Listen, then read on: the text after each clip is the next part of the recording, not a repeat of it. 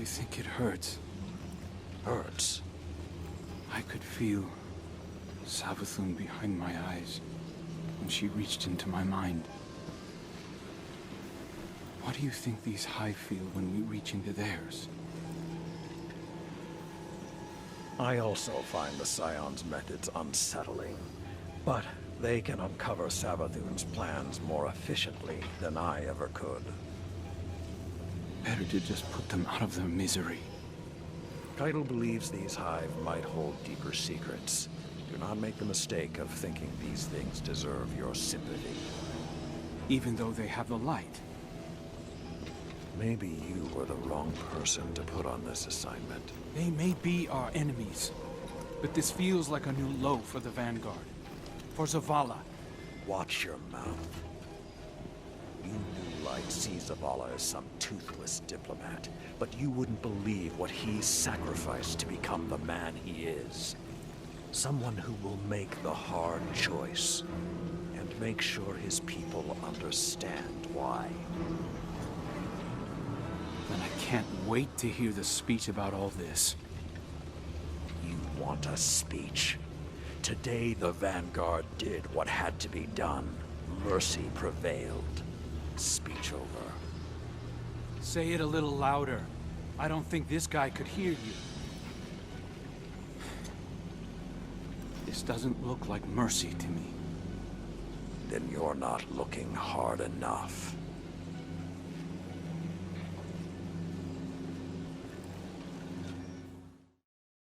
Before there was a last city, I was deep on patrol in the old forest when a local villager sought me out. They asked me to catch a thief. I told them the Iron Lords were no mercenaries, but I saw their pride as well as their poverty. When they offered me a loaf of black bread instead of coin, I agreed. Just before sunrise, I caught my thief. A young girl, stealing what she could carry. Food when she could find it, coin when she couldn't, weapons to protect what she had taken. There was no fear in her eyes. She said the bandits in the forest ordered her to steal in exchange for protection. The penalty for theft in those times was death.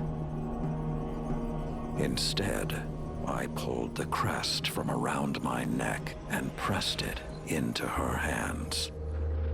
I told her the wolves would protect her.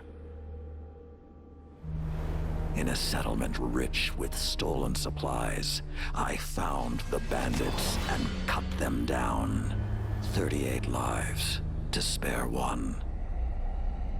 And for a time, I believed that was mercy. Many winters passed before I found myself back in that part of the old forest. This time, no one sought me out. So I sought them instead. Wind blew through rotted wood and rusted metal where the village once stood. And behind it, graves.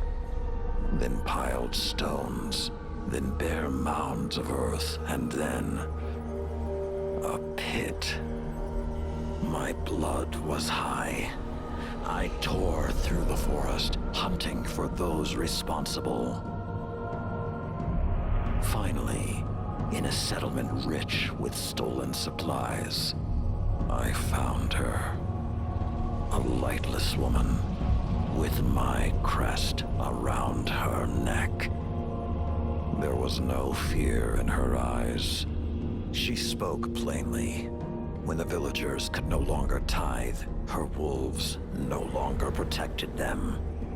She bled them dry, and when they had no more to give, she sent in her men, unleashed her wolves.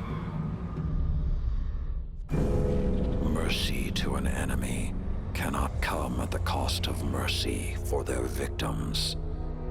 The right path isn't always easy to find. But once you do, The only question is whether you're strong enough to walk it.